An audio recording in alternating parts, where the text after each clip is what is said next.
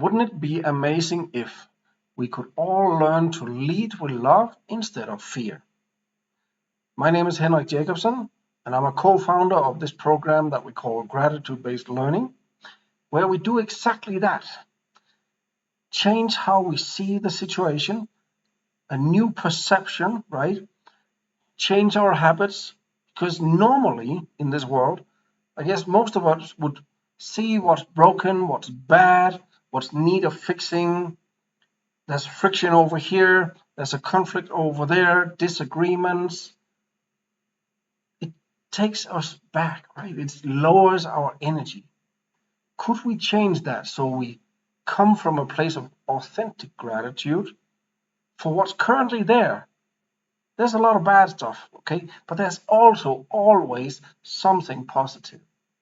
Could we tune into that?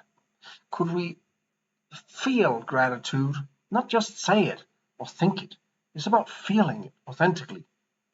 I think how we relate with our colleagues at work or our family or community will change absolutely, right? We will be building on the positive here. So there's a lot in this program, Gratitude-Based Learning, where we'll go about it in a different way. For instance, we say that we celebrate both flow and friction. Why is that? We normally celebrate the wins and the success. Why would we also celebrate when there's a disagreement, when there's something going on, it's not flowing, right? Because actually here a growth opportunity is presenting itself. It is a gift to you, right? That if we actually could be curious about what's going on, maybe this colleague that we have is something is happening, right? There's friction, it's not flowing. Maybe we don't really know what's happening.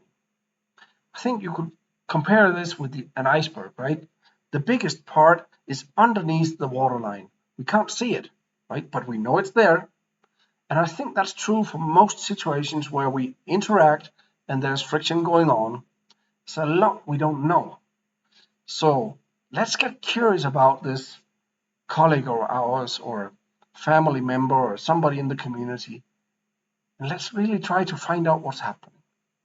Let's try to make them even feel seen, heard, valued, maybe appreciated. I think that will open up for flow of information so that maybe they could share with us what's actually going on. That to me would be a blessing. And that's not as easy as you might think. This is a whole different mindset. It is a whole different approach. And changing our habits, changing our costumes is not that easy. So we have put together a whole series of workshops and training programs. And one thing you can count on is that you will have a lot of support in that process of learning how to lead with love instead of fear, how to express gratitude, feeling it, changing all of these habits. Could you imagine how these relationships would flourish? Could you imagine how a workplace would be at flow? Maybe even creating that sensation of fulfillment. I think that's so odd to many places in the corporate space, for instance. Wouldn't it be amazing? So, if you're curious about all of that, please go to anoraglobal.com or check out the link in the description below. Thank you.